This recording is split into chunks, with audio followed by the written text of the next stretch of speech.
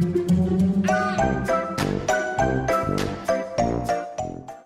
guys, Sandy here. Welcome back to the channel. Today I am playing with this awesome stamp set called My Gnomes, and I'm also going to pull out my Aqua Pigments. Now this is a photo of my Valentine's tiered tray that I have. I have decided to take on the tiered tray decorating. This is literally the only Valentine's decoration that are in our house, and I also have, it's not sitting on a corner or against the wall, so it's completely circular with decorations. But I also have this cute little Valentine's gnome, so I want to document the fact that I am decorating for Valentine's. So let's see what I can do. All right, guys, so I am taking my stamps and placing them in a stamp positioner tool. Now this is one thing that makes it really, really easy to stamp. Only when you actually put the stamp the correct way on the tool. So I had placed my stamp upside down and kind of messed that up. Now, the reason why I like using a stamp positioner tool so much is that you can stamp, place it down, and if you don't get a full and complete crisp image on that first time you stamp down on it, you're going to get it that second or even the third, sometimes the fifth. Not gonna lie, guys, sometimes I need more than just one or two. So I'm stamping a bunch of these gnome pieces, and I will not use all of them, but I would rather have these all down and have more stamped out and ready to go than if I didn't stamp enough and then I'd have to go back and add more, and it's just a whole thing that I would like to avoid doing. So I've got these pieces down here. I am using Brutus Monroe's Raven Detail ink because I absolutely love it. Now on that one, I actually did mess up because my paper shifted.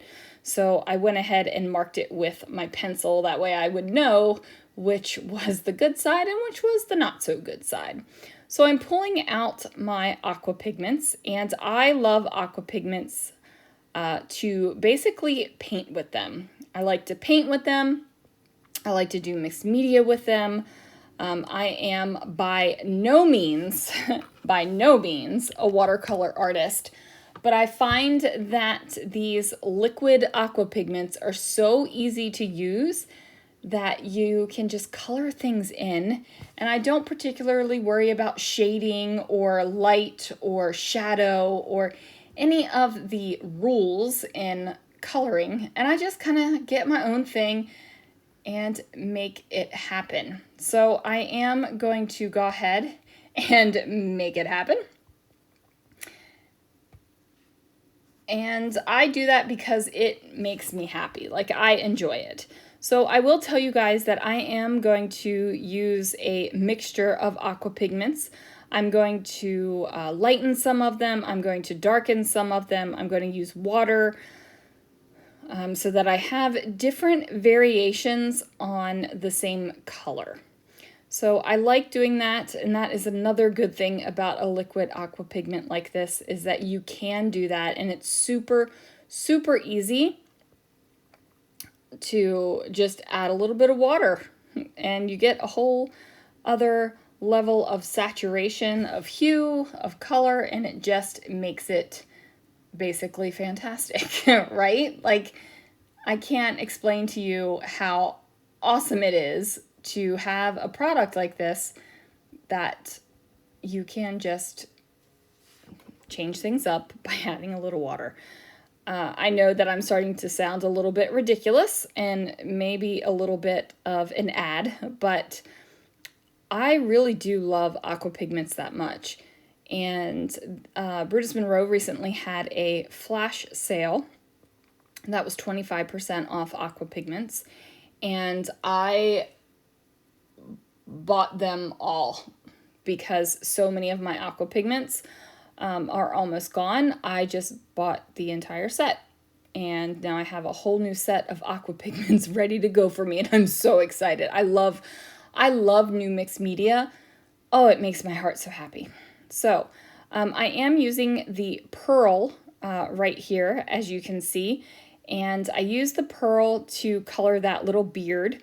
And I also added a little bit of pearl to one of the pink or the reds. I honestly don't know which one is which, so that I could get just a tiny little bit of shimmer and shine in the gnome clothes. Now, spoiler alert, I don't actually use the gnome pants whatsoever. So I have a thing, right? Like, most of the gnomes in my house don't have legs. They're like little stumpy gnomes. I don't know what a nice way to call that is. So I find that for me, most of the time when I am decorating with a gnome paper-wise, I really don't want to include legs. Now, I appreciate the fact that the stamp set does have the pants, which, you know, basically there are legs inside those pants.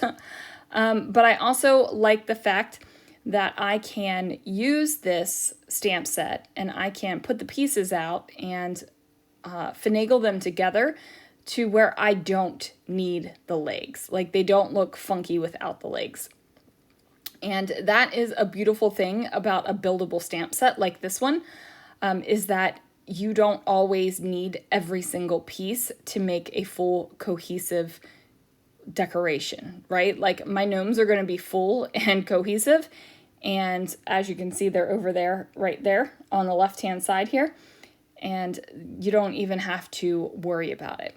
Now, I am going to take these same colors that I used to create the gnome clothes, and I'm going to put these all over this white kind of wood grain paper. Now, I am using pinks and reds, you guys, and I get that a lot of people feel like you should not have mixed media like this in a pink and or a red color because it kind of looks like blood. But, you know, this is my layout, and I know that I'm covering up a good portion of this with pattern paper. And there's just going to be a slight little bit of those aqua pigments poking out to give you just a little kiss of color. And I am okay with that. I am completely okay with how this layout is coming, and I'm completely okay with the level of mixed media on it.